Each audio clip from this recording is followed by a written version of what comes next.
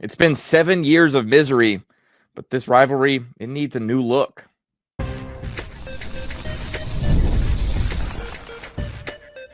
You are Locked On Georgia Tech, your daily podcast on the Georgia Tech Yellow Jackets, part of the Locked On Podcast Network, your team every day.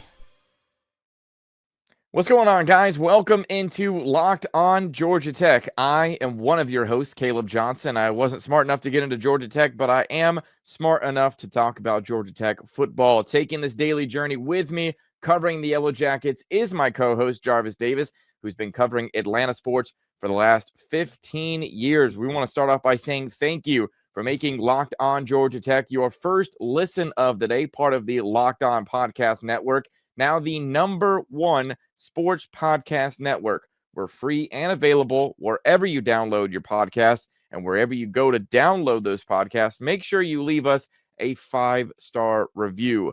Today's episode is brought to you by FanDuel. Right now, new customers can bet just $5, and if your bet wins, you'll get $300 in bonus bets to use across the app. Download the app today. Today on the show, we're going to get into what mistakes from that Pitt game absolutely cannot be repeated if the Yellow Jackets want to be victorious on Friday.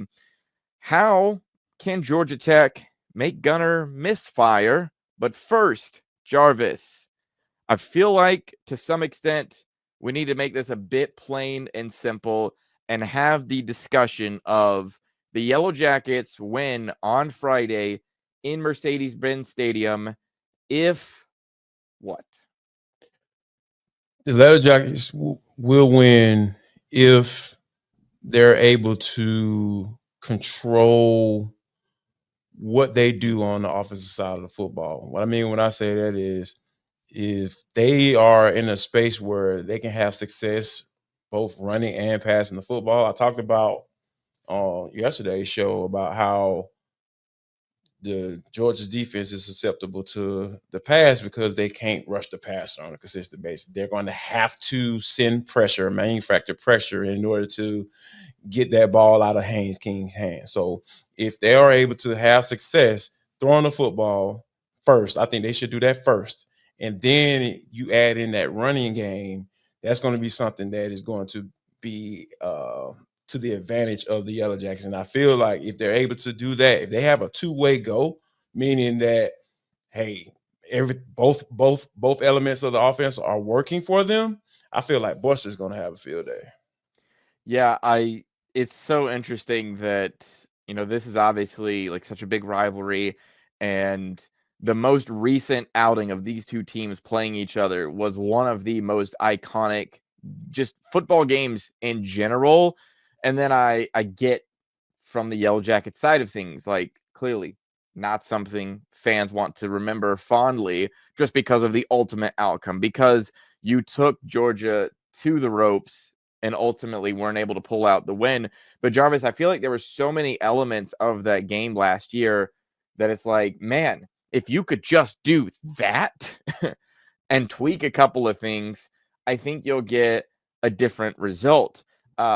But here's the thing, though, Caleb. I think that, and not to cut you off, but sure. I think, sometimes people feel like a lot of that stuff carries over, and it doesn't. It really doesn't. Not one bit. Because the makeup of your team is totally different than it was, even though you brought a lot of guys back and you have a lot of seniors coming back for you.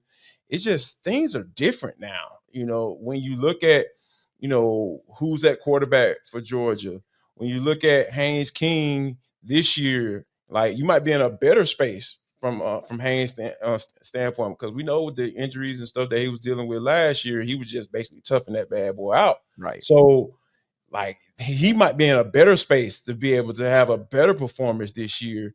So I think that, a lot of people talk reference to last year's game, but I think you need to understand that this is a totally different situation. It's a totally different team on both sides. Yeah.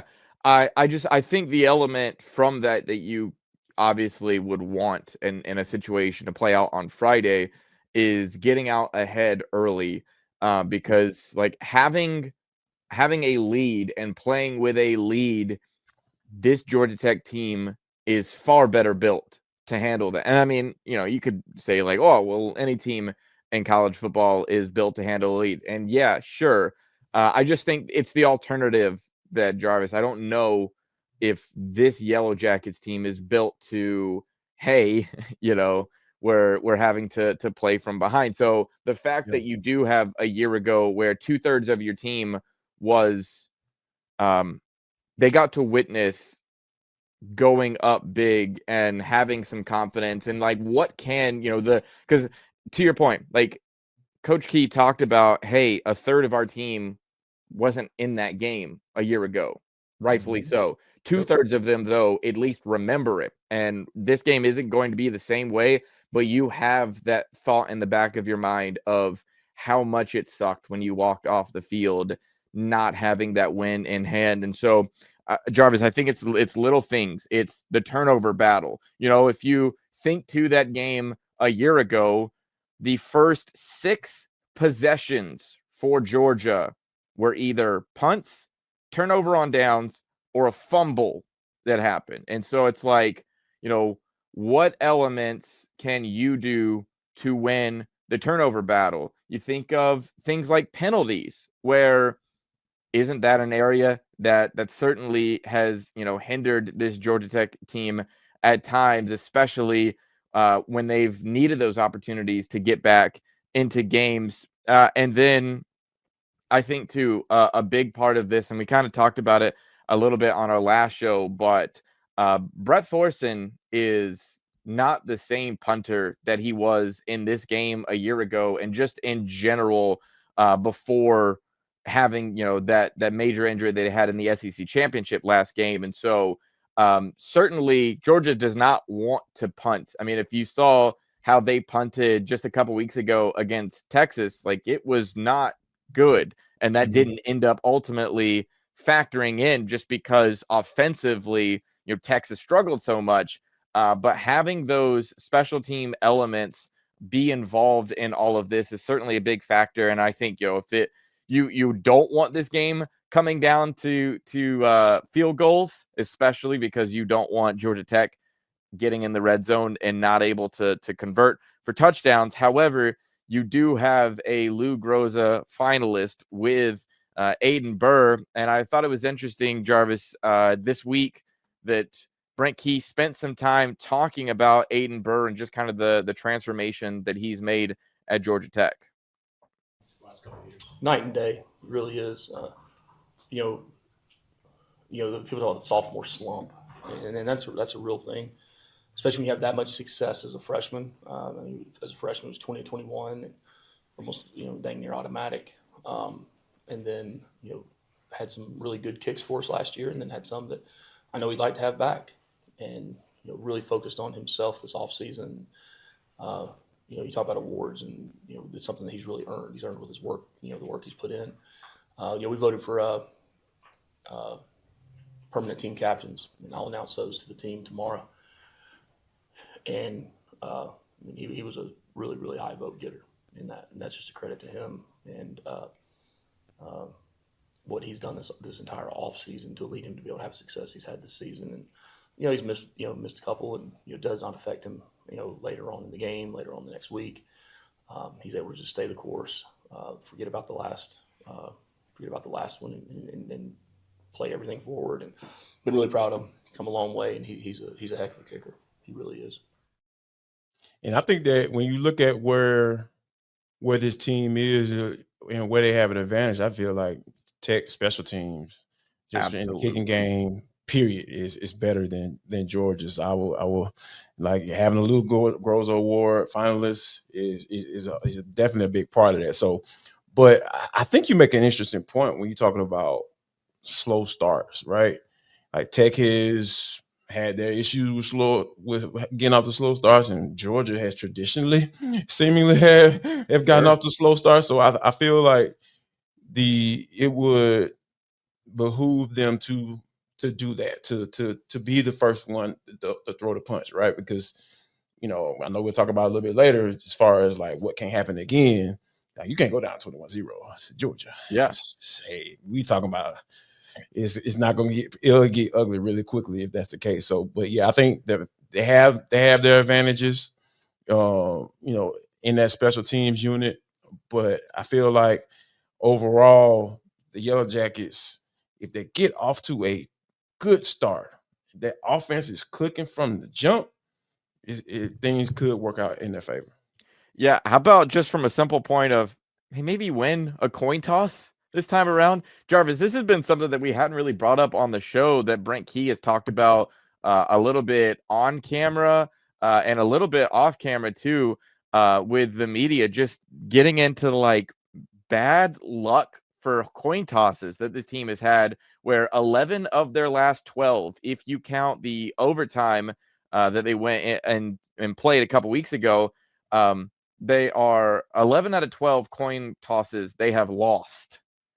Georgia Tech has this season. So like that's not been an area that's helped them out. And I'm thinking, hey, just to, you want to win something in this game, how about start with the coin toss potentially, kind of helping you, because I think it's all of the little things, and having the football to start that second half could certainly, help this team dependent upon what goes down in the first half. But to your point, like starting off with a nice pace, getting some points on the board. Maybe it won't be 17-0 like it was a year ago, but you could certainly put together something that you just absolutely cannot play from behind. And a part of not playing from behind is limiting what Gunner Stockton is able to do. And Jarvis, we need to talk about what the Yellow Jackets to make Gunner misfire.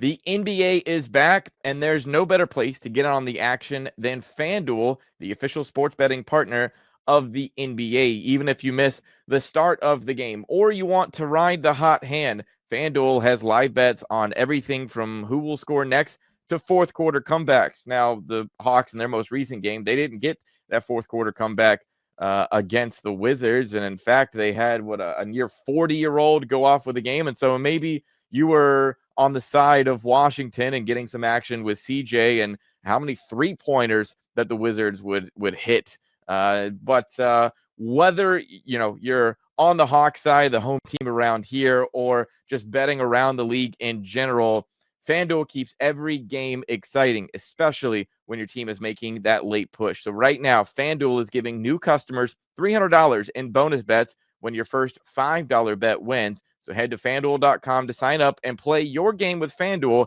the official sports betting partner of the NBA.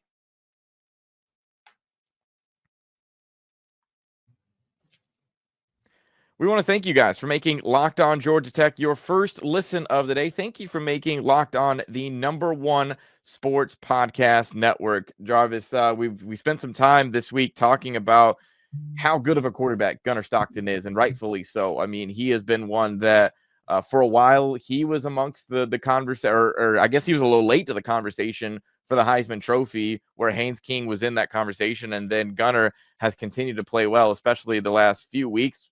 Of course, one of those games was against Charlotte, so how much does that really count?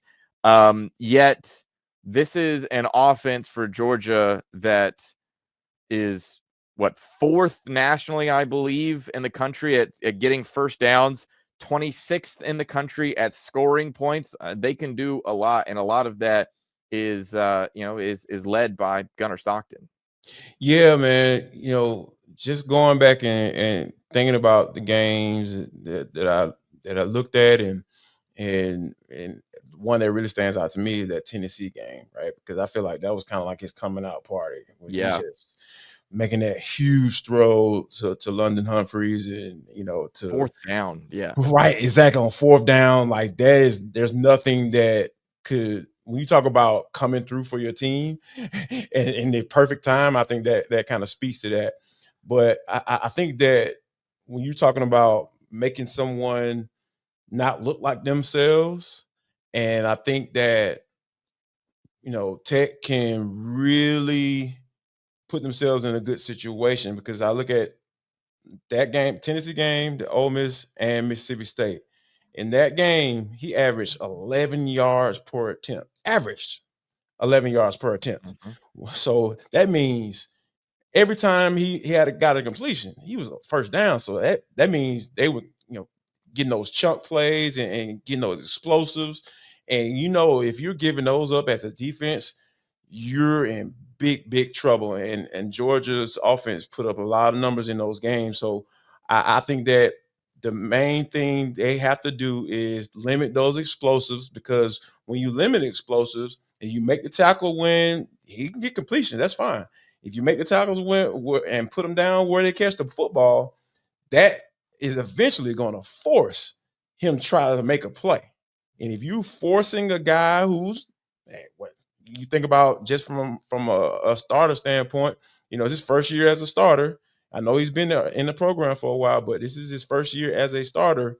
He eventually going to start pressing to try to make a play, try to do those explosive plays, because he knows that, hey, I want to be able to make a play for my team. So, and then when you get him into that world, like you mentioned earlier, that's when the opportunity for turnovers go up, right? So I feel like limiting those explosives and forcing Gunner to try to make a play will put Georgia Tech in a situation where they can get those turnovers like you mentioned earlier. Yeah, I am hoping that Brent Key and Blake Gideon have spent a lot of time with this defense working on ripping the football out, because, Gunner is obviously, like, he's got great touch, great accuracy.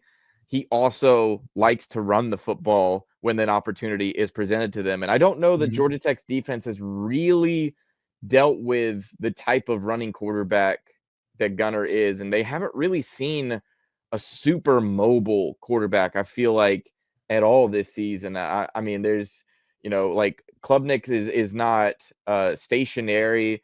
Mensa was, he could move around some as well, but to the extent that Gunner Stockton likes to use his legs, it's different than what Carson Beck brought a year ago, where I remember, Carson talked about him being like a 50-50, whether he would pass or run the ball. And Kirby was quick to, like, shoot that down as to, like, 75-25 or whatever. I think with Gunner, like, he really does use his legs to move around, not only in the pocket, but he'll scramble, and they'll do, Mike Bobo over there will run design plays for Gunner to move the ball. And so with turnovers needing to be a big factor in this game to get some upside, because, I think it's tough for Georgia Tech fans to hear, but it is just the truth that, like, you are truly the underdog in this game. I was listening, Jarvis, to someone on a radio station that you and I are very familiar with, literally today, talk about the fact that, Georgia might not have their best linebacker out there, as we talked about with CJ Allen, and it might not be a factor. And so, like, so many people are knocking down this game as, this is going to be an easy one, and not realizing it's a rivalry for a reason. Things get weird.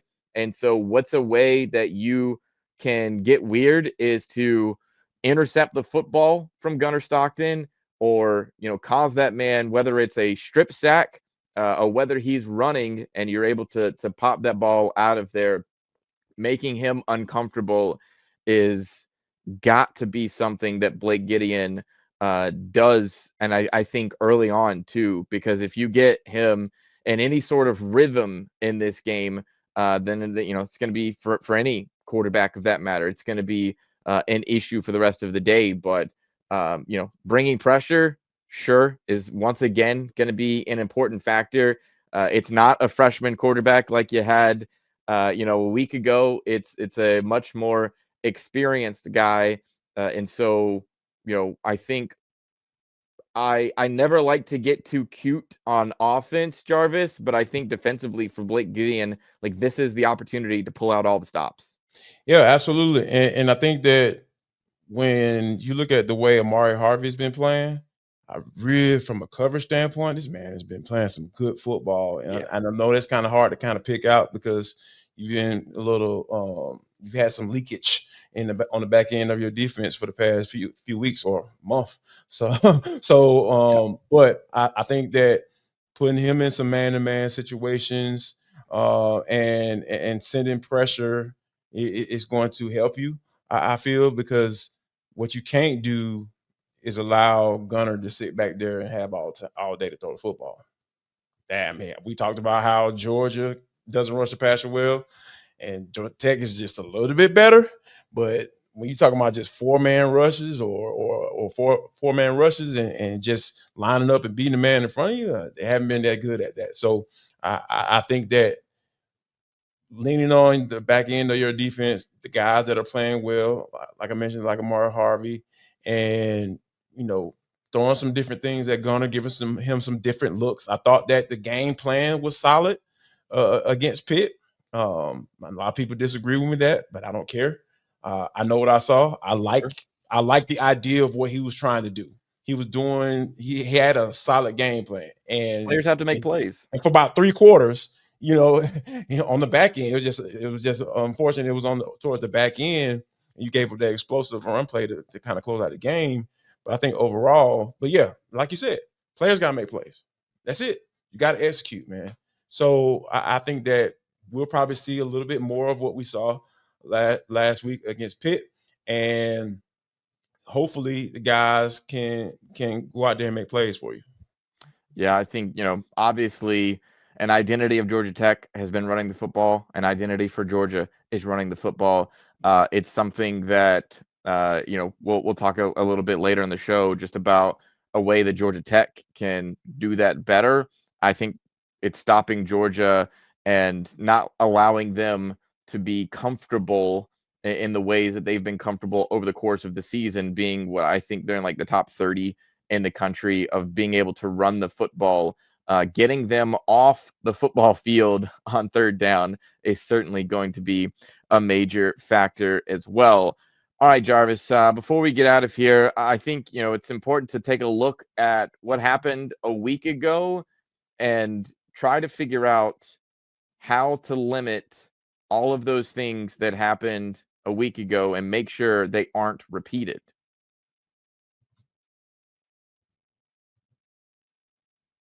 The holidays always feel a little easier when you already know the perfect gift, and Omaha Steaks make it almost too simple. Whether you're treating yourself this season or sending something memorable to family and friends, Omaha Steaks delivers handcrafted perfection right to your door. And this week is the best time to jump in because their cyber sale is here and the deals are huge. Like, I've personally been given Omaha Steaks as a gift before, and the reaction every time that I have wonderful family members who have done this in the past, the excitement that I get when I get the box, the huge smile on my face, knowing what the grill is going to smell like, that incredible smell that's going to come from Omaha Steaks. You want to save big on unforgettable steaks with Omaha Steaks. Visit omahasteaks.com for 50% off and an extra 20% off select favorites during their cyber sale. And for an additional $35 off, use promo code COLLEGE at checkout. That's omahasteaks.com, promo code COLLEGE. Terms apply. See site for details.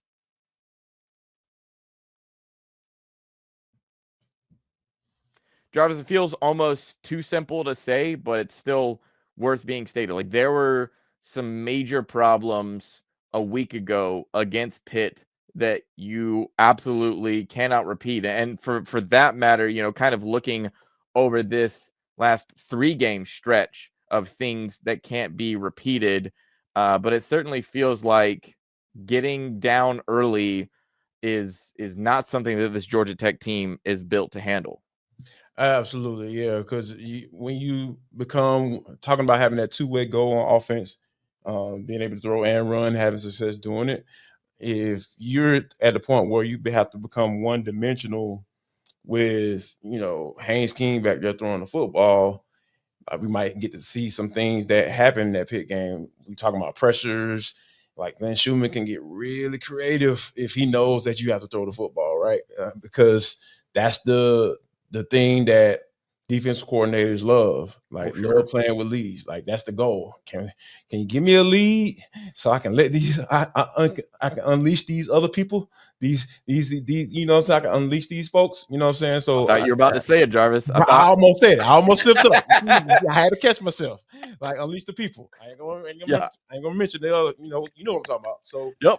But yeah, I think that's the main thing that, you have to understand how important it is to not get caught up in, right? Because I feel like you getting behind the sticks and being in a space where you are not exactly sure what you're trying to do, especially when it comes to because you want to be able to run the football. And like I said, becoming one-dimensional just would not be a good thing. Also, a thing that I feel that can't happen again is, man, your seniors got to come through for you, man. You can't play the way you did. Kyle Efford, you can't play like you did. Jordan Vandenberg, you have to play better. Kilo Stone, you have to play better. You one of the best interior pass rushers on this team. You got to play, man. You got to get a stat. You gotta be effective. You gotta let yourself be known, up front. So, EJ Licey, he's not a senior, but he's definitely one of your older guys on this squad. And he should always be playing with some energy in this game specific too, because the man 2 years ago was on the other side. Yeah, exactly. So, there's too much. You talk about chip on your shoulders, being doubted. Oh yeah, people writing you off, and hey man, you don't have a chance. And Sam Hill, the dog, gonna win this game. It's just too many factors for all the guys who've been here. Clayton Powell-Lee, let me add him in there as well. Yeah, all of these guys, this is your last opportunity to get this dub. And Rodney Shelley even talked about it as well. Like, when he was asked earlier in the week about getting this opportunity to play against this team or get a win against this team, because they haven't got a chance to get a win. He just smiled. You just tell he was just like, man, that would be awesome. Essentially to get a win in this last playing against the guys up the road. Yeah, I think there's also one other guy that you would love to see have a big game, because he really hasn't had one all season. And in fact, Jarvis, you've talked so much about, I guess, not really his backup necessarily, but the fact of Malachi Holsley being a better running back this season than Jamal Haynes.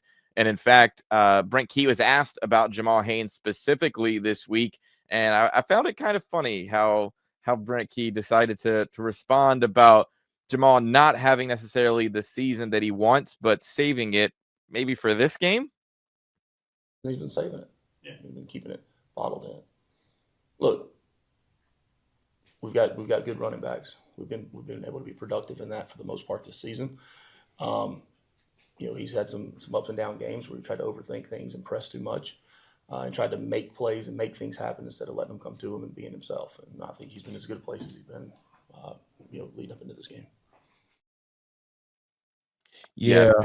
This is one of those instances where you have to. He's gonna have to kind of play.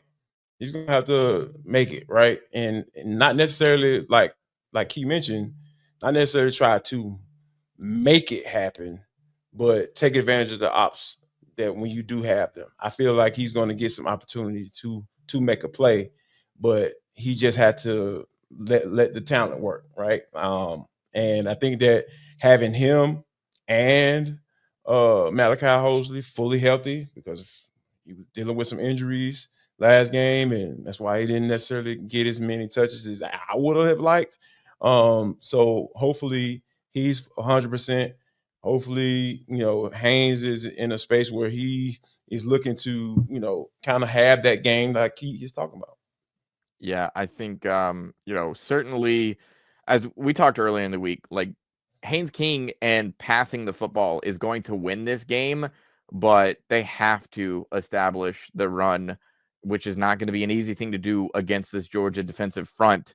This has been, they don't get after the quarterback a ton, but they do get their fair share of stops. So being able to establish the run and Jamal Haynes being a part of that is going to be huge, so crucial in limiting what Georgia can do as far as going to get after Haynes King and for Georgia Tech to be able to score some points. Do you have a prediction in this one, Jarvis? Ooh, I do not like to do predictions. I'll put you on the spot. Yeah. I will say this though. I think Tech has a better chance at winning this game than a lot of people think, because of I like the Buster versus Glenn. If you're talking about put some money on which coordinator could come out in a play calling playoff, so to speak, I'm putting my money on Buster every time. So yeah. But yeah, what has to happen though, you can't find yourself in a hole in this game. We talk about what can't happen again, like what happened last week against Pitt. You can't find yourself 14-0 in the second quarter, and you looking up at those boys up the road with a lead, because they're gonna smell blood in the water and they're gonna go, and you don't want to find yourself in a situation like that. Yeah, a mistake against Pitt that can't be repeated in order to get a win. You can't go 3 for 14 on third down. Georgia Tech's offense has got to be able to convert in those opportunities. Otherwise, you then will find yourself battling from behind, and that's not a position that you want to be in. So if I were to have a prediction, our friends at FanDuel have the money line set at 13.5. I think this is going to be a close football game. I think there is way too many factors involved in this. Brent Key, I asked him about how you could potentially manufacture a home crowd element in a neutral site game. He straight up said, don't care. And his more the thought was that he kind of continued on was, we're putting time and energy into the things we can actually affect the outcome of. And that's certainly, like, his head is in the right place, rather than, hey, can we do some gimmicky thing at Mercedes-Benz Stadium in order to get our fans on board? You don't want what happened against Pitt a week ago, where you lost to the crowd and you had to get them involved late, because I think if you lose this crowd, Jarvis, you might end up with more of their fans getting excited and getting loud. And so, getting to this team early is going to be a huge, huge factor. Anything else you want to get into before we get out of here? No, man. I think we've laid it all out, and like you said, it's gonna be a game to watch. And oh yeah, don't forget, yes, Cedric Griffin, former Georgia Tech football guy, that's gonna drop on Thanksgiving. So if you want some easy listening while you're getting full and stuff in your bellies, go ahead and download that podcast. And don't forget, please, we're almost at 1,000 subscribers, so we need y'all help. So let's get us there. Appreciate you. We will also be with you guys following the game, since that's a pretty early 3:30 kick on Friday. We'll come and break it all down right after the game. But that'll do it for this episode of Locked On Georgia Tech. Look out for the Cedric Griffin interview, as well as us breaking everything down Friday evening. Make sure you subscribe on YouTube and anywhere you listen to podcasts for free. Follow us on social media. Thank you for watching Locked On Georgia Tech and making it your first listen today. For your second listen, check out Locked On ACC. Kenton Gibbs and Alex Donner break down the most interesting conference in college sports, from the rivalries to the championship and every game in between. Find Locked On ACC on YouTube or wherever you listen to podcasts. For Locked On Georgia Tech, y'all have a good one.